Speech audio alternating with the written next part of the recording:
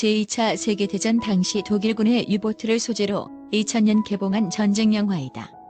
조나단 모스토 감독이 연출하였으며 매튜 맥커너히, 빌 팩스톤, 하비 카이텔, 존 본조비 등이 출연한다. 당시 젊은 시절의 매튜 맥커너히의 모습을 볼 수 있으며 인기 록그룹 존 본조비 역시 극중 승조원으로 출연했다. 상영 시간은 115분이다.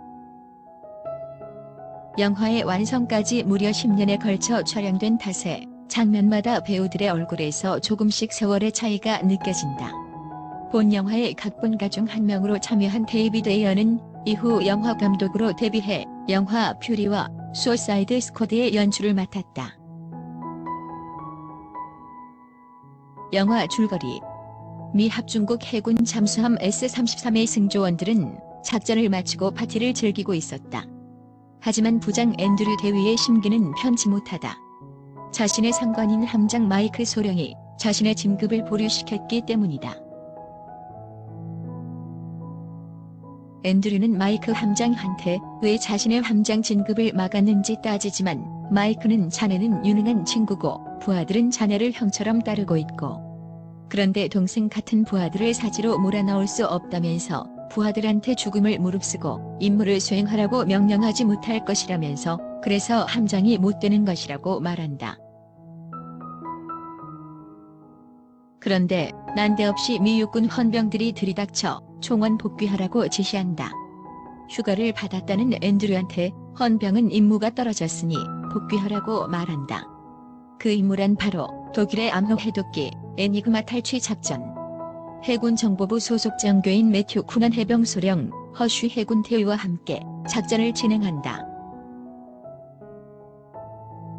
작전 중 S-33은 먼저 상선을 침몰시킨 후 영국 구축함의 공격으로 정비병이 모두 사망하고 엔진이 고장난 채로 대서양 해상에서 정비병들을 실은 보급 잠수함을 기다리는 U-571에 접근한다.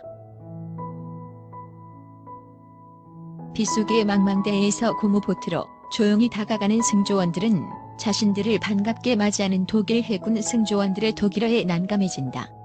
이때 긴장하여 말을 더듬는 허쉬 대위를 대신해서 렌츠 수병이 멋들어지게 독일어를 구사하여 유보트 승조원들의 의심을 풀었고 앤드류가 먼저 배에 오른다.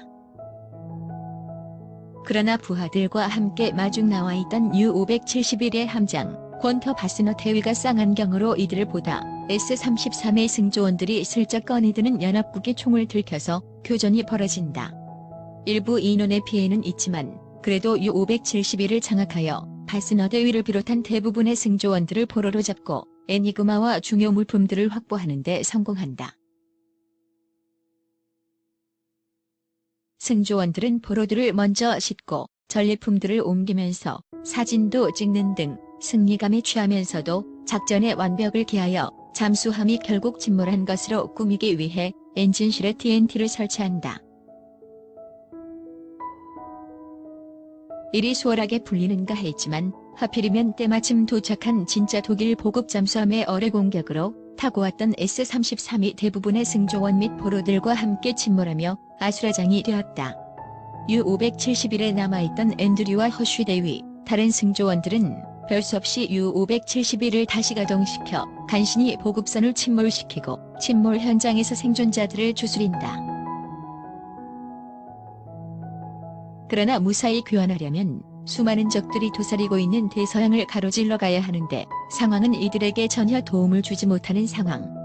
결국 특공대는 그나마 제일 가깝지만 독일군 본진이 위치한 대서양 동쪽을 향해 목숨을 걸고 애니그마를 사수하고 무사히 귀환하기 위한 대장정에 오른다.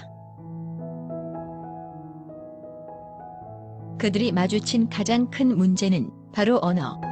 독일 잠수함이다 보니 기기의 모든 언어가 독일어이고 단위는 미터법이니 승조원들은 당황하고 거기에 앞선 전투로 이미 손상을 입은 데다가 보급선과의 전투로 선체에 남아있던 5발의 어뢰도 단 한 발만 남아있었다. 그리고 죽음에 대한 공포로 질린 승조원들은 앤드류 대위를 불신하기까지 한다. 앤드류 역시 자신감이 떨어지지만 생존자들 중 최연장자로서 1차 대전 참전자인 기관 상사의 조언으로 다시 자신감을 되찾는다. 그렇게 어렵게 난관을 헤쳐나가던 U-571은 독일 해군 정찰기를 발견하며 승조원들이 격추해야 되지 않냐며 한바탕 소동이 벌어지다 앤드류가 간신히 수습한다. 그러나 앤드류는 근처에 독일군 구축함을 발견하게 되고 급히 자망을 하려는 순간 유일하게 살아남아 포로로 잡아둔 독일 해군 점기병이라고 거짓말을 한 함장 바스너가 탈출하면서 함내에서 혼란이 일어난다. 간신히 그를 제압하지만 결국 독일 해군 구축함과 마주치고 만다. 일단 독일 구축함은 자국이 잠수함으로 생각하기는 하지만 접선을 위해 소형 보트를 준비시키고 있어서 발각될 수 있고 자망 준비에도 5분이나 걸리고 무기도 시원치 않은 아주 난감한 상황에 처해 있었다.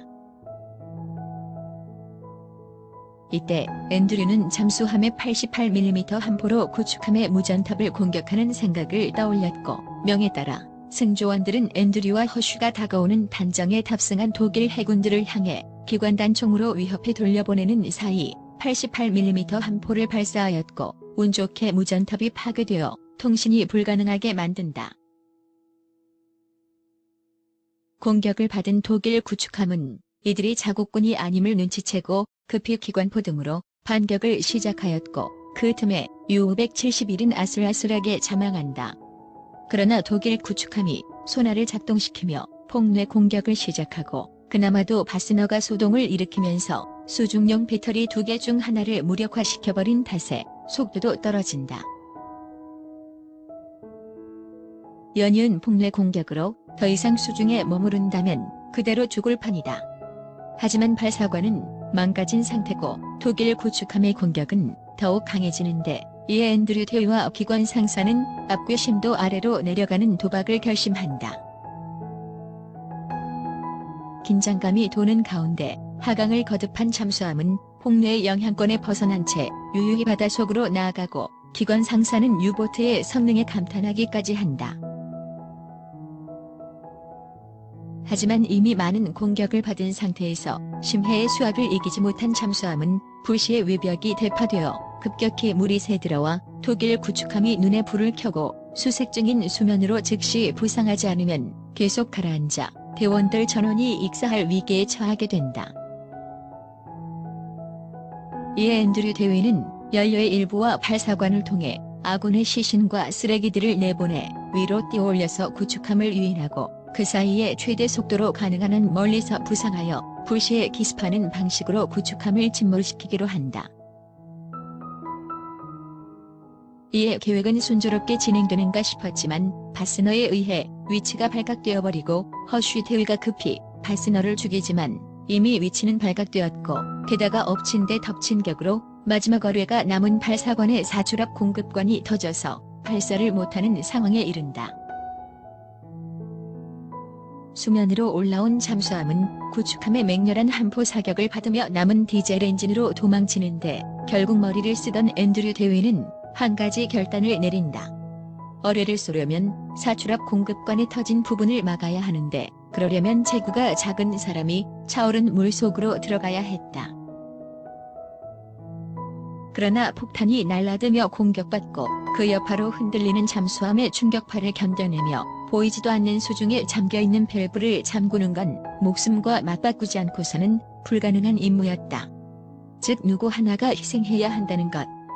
그러나 누군가가 하지 않으면 다 함께 익사, 아니 폭사할 판이었다. 결국 앤드류 대위는 체구가 제일 작은 트리거를 희생시킬 수밖에 없겠다는 판단을 내린다. 상관과 기관 상사의 말이 이후 대위의 행적에 있어 지휘 방법이 되었던 것이다. 그는 트리거에게 우리의 유일한 희망이 너에게 달려있다며 밸브 잠그는 임무를 맡긴다. 트리거는 산소 호흡기를 놓치고 독일군의 폭격 때문에 물속에서 쇠파이프 사이에 몸이 끼어버려 움직이지 못하는 상태에서 죽음을 직감하면서도 결국 밸브를 잠가 임무를 완수해내고 나머지 대원들은 마지막 어뢰를 독일 구축함에 정확히 명중시키는 데 성공한다. 결국에는 대원들이 침몰하는 잠수함을 뒤로하고 구명보트에서 암호 해독기 애니그마를 챙긴 채 바다 위를 표류하다가 구조 비행장을 맞이하는 장면으로 영화는 막을 내린다. 지금까지 영화 U571의 줄거리였습니다. 즐겁게 보셨다면 구독과 좋아요를 부탁합니다. 감사합니다.